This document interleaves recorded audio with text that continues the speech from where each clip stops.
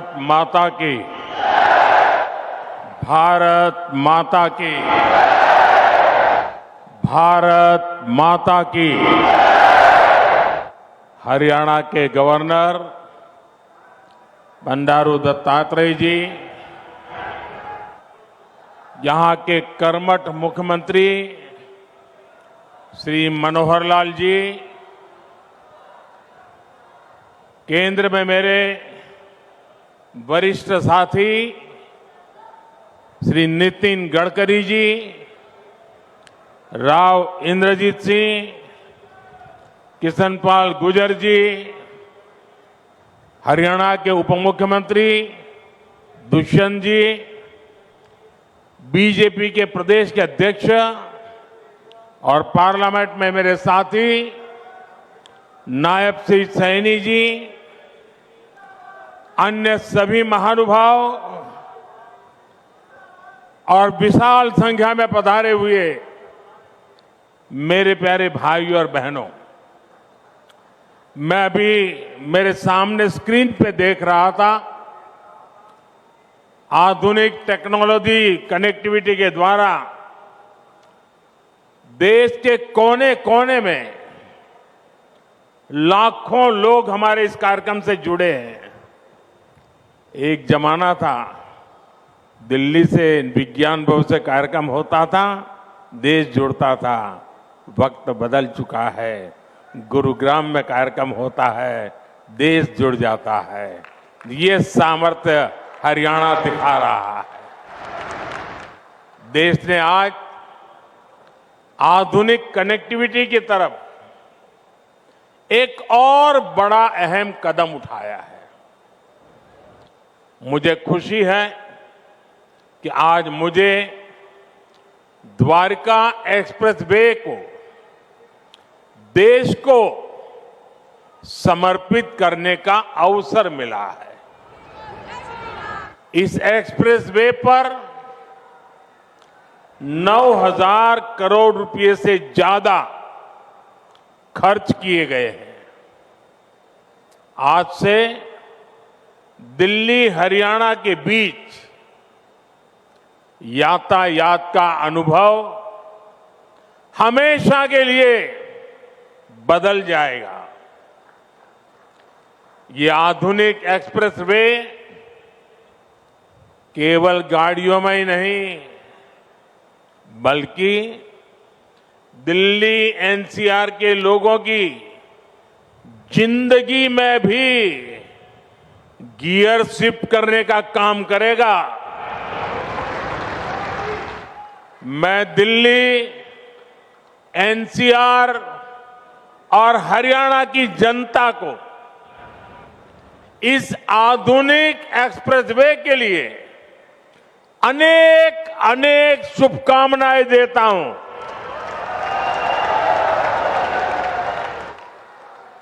साथियों, पहले की सरकारें छोटी सी कोई योजना बनाकर छोटा सा कार्यक्रम करके उसकी डुगडुगी 5 साल तक पीटते रहते थे।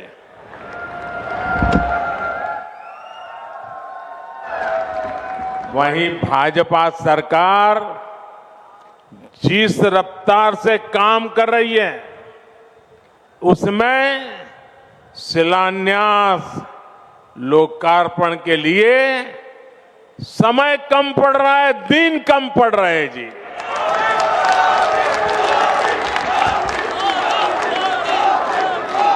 साल 2024 में ही,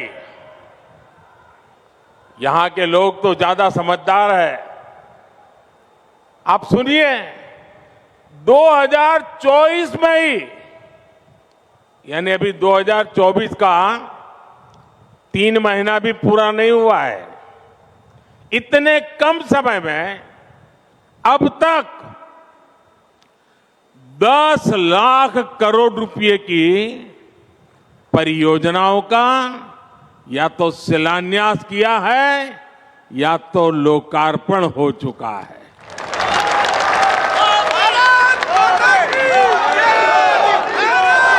और मैं ये जो कह रहा हूं ना, ये तो मैं सिर्फ उन प्रोजेक्ट की चर्चा कर रहा हूं जिनमें मैं खुद शामिल हुआ हूं। उसके सिवाय मेरे मंत्रियों ने, हमारे मुख्यमंत्रियों ने जो किया वो अलग। और आप देखिए, 5-5 साल में कभी आपने सुना नहीं होगा, देखा नहीं होगा। 2014 के पहले का जमाना जरा याद करिए। आज भी यहां एक दिन में देश भर के लिए 1 लाख करोड़ रुपए से ज्यादा की 100 से अधिक परियोजनाओं का या तो लोकार्पण हुआ है या शिलान्यास हुआ है। इनमें दक्षिण में कर्नाटका, केरला, आंध्र प्रदेश के विकास कार्य है, उत्तर में हरियाणा और यूपी के विकास कार्य हैं, पूरब में बिहार और बंगाल के प्रोजेक्ट्स हैं, और पश्चिम में महाराष्ट्र, पंजाब और राजस्थान के लिए हजारों करोड़ रुपयों के विकास परियोजनाएं हैं। आज जो लोकार्पण हुआ है उसमें राजस्थान में अमृतसर, भटिंडा, जामनगर कॉरिडोर की लंबाई 540 किलोमीटर तक बढ़ाई जाएगी। बेंगलुरु रिंग रोड के विकास के वहां ट्रैफिक की मुश्किलें काफी मात्रा में कम होगी। मैं पूरब से पश्चिम, उत्तर से दक्षिण सभी राज्यों के करोड़ों करोड़ों नागरिकों को इतनी सारी विकास की योजनाओं के लिए अनेक अनेक बधाई देता हूं। साथियों, समस्या और संभावना में केवल सोच का फर्क होता है, और समस्याओं को संभावनाओं में बदल देना ये मोदी की गारंटी है।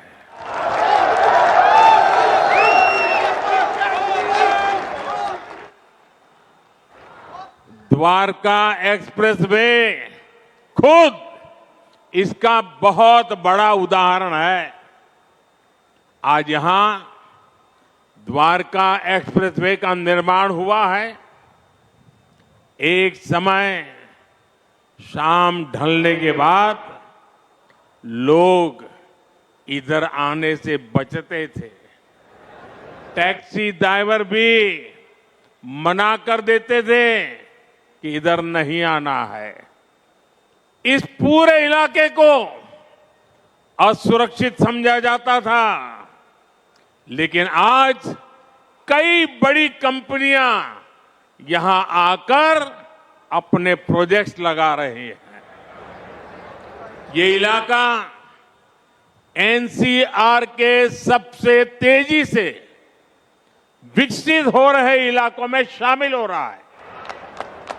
ये एक्सप्रेसवे दिल्ली में इंदिरा गांधी अंतर्राष्ट्रीय हवाई अड्डे तक कनेक्टिविटी को बेहतर बनाएगा। इससे एनसीआर का इंटीग्रेशन बेहतर होगा। यहां इकोनॉमिक एक्टिविटीज को गति मिलेगी। और साथियों, द्वारका एक्सप्रेसवे जब दिल्ली मुंबई एक्सप्रेसवे से जुड़ेगा तो एक नए अध्याय की शुरुआत होगी। पूरे पश्चिमी भारत में ये कॉरिडोर इंडस्ट्री और एक्सपोर्ट को एक नई एनर्जी देने का काम करेगा। इस एक्सप्रेसवे के निर्माण में हरियाणा सरकार और विशेषकर मुख्यमंत्री मनोहर लाल जी को उनकी जो तत्परता रही है, मैं आज इसकी भी सराहना करूंगा। हरियाणा के विकास के लिए जिस तरह मनोहर लाल जी दिन रात काम करते रहे हैं, उसने राज्य में आधुनिक इंफ्रास्ट्रक्चर का एक बड़ा नेटवर्क तैयार कर दिया है। और मनोहर लाल जी और मैं बहुत पुराने साथी हैं। दरी पर सोने का जमाना था, तब भी साथ काम करते थे। और मनोहर लाल जी के पास एक मोटरसाइकिल रहती थी,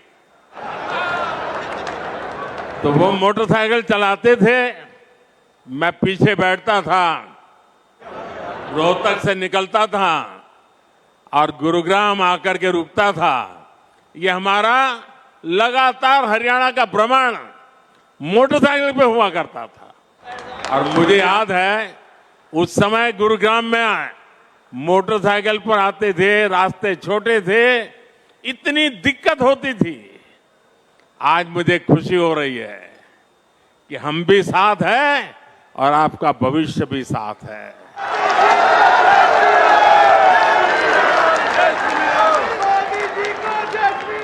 विकसित हरियाणा, विकसित भारत के मूल मंत्र को हरियाणा की राज्य सरकार मनोहर जी के नेतृत्व में निरंतर सशक्त कर रही है। साथियों, 21वीं सदी का भारत बड़े विजन का भारत है। ये बड़े लक्ष्यों का भारत है। आज का भारत प्रगति की रफ्तार से कोई समझौता नहीं कर सकता। और आप लोगों ने अब मुझे भली भांति जाना भी है, पहचाना भी है, समझा भी है। आपने देखा होगा, न मैं छोटा सोच सकता हूं, न मैं मामूली सपने देखता हूं, न ही मैं मामूली संकल्प करता हूं। मुझे जो भी करना है विराट चाहिए, विशाल चाहिए, तेज गति से चाहिए।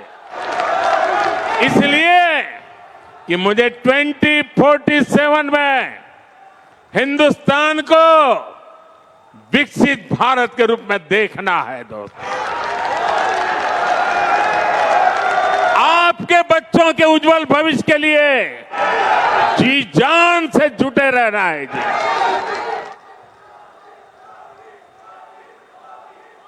साथियों, इसी रफ्तार को बढ़ाने के लिए हमने दिल्ली एनसीआर में होलिस्टिक विजन के साथ इंफ्रास्ट्रक्चर डेवलपमेंट का काम शुरू किया।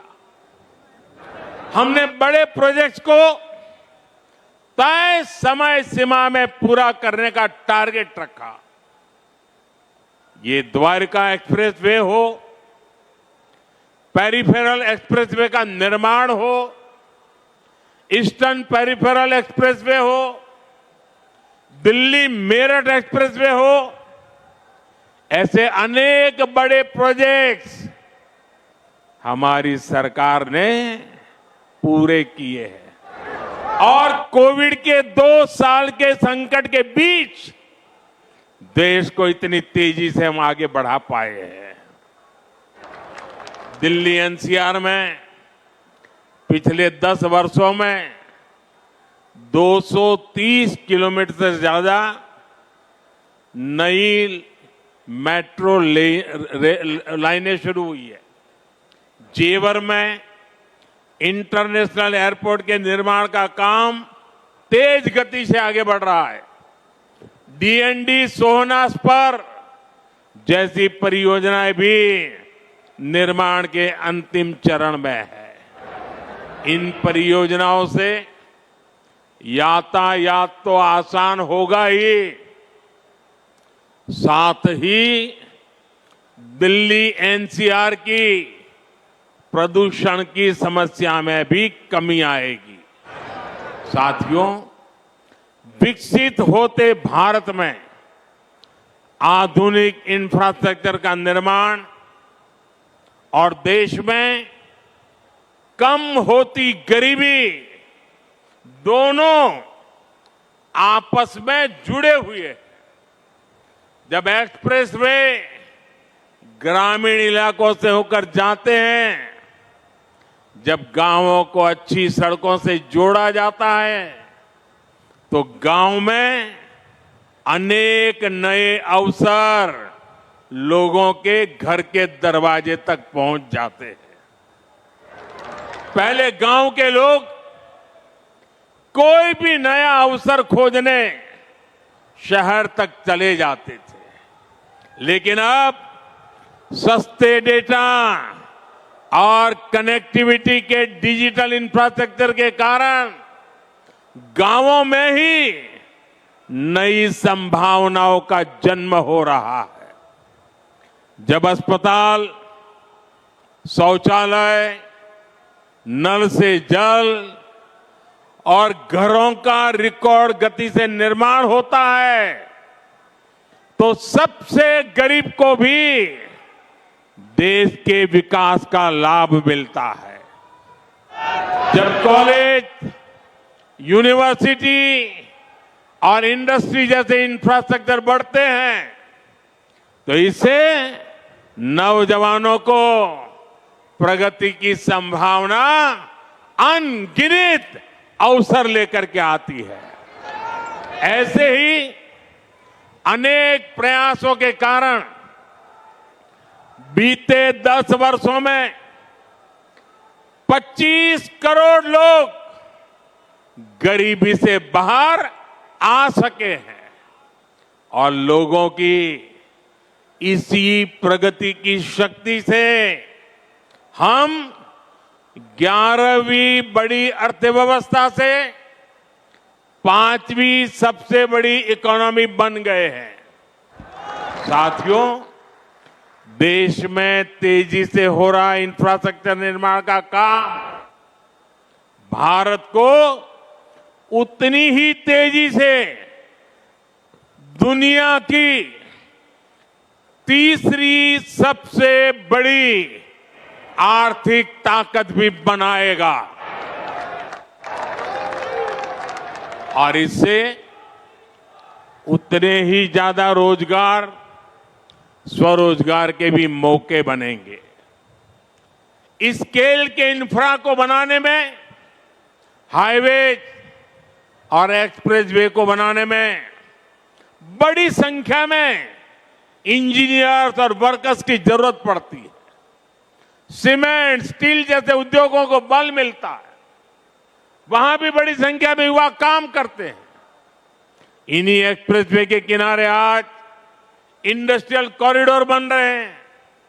नई कंपनियां, नई फैक्ट्रियां स्किल युवाओं के लिए लाखों रोजगार लेकर के आ रही है। इसके अलावा अच्छी सड़कों के होने से 2 व्हीलर और 4 व्हीलर इंडस्ट्री को भी गति मिलती है। इससे साफ है कि आज युवाओं को रोजगार के कितने नए अवसर मिल रहे हैं। देश के मैन्युफैक्चरिंग सेक्टर को कितनी ताकत मिल रही है। साथियों, देश में लाखों करोड़ रुपए के इन विकास कार्यों से सबसे ज्यादा दिक्कत अगर किसी को है तो वो है कांग्रेस और उसके गमंडिया गठबंधन।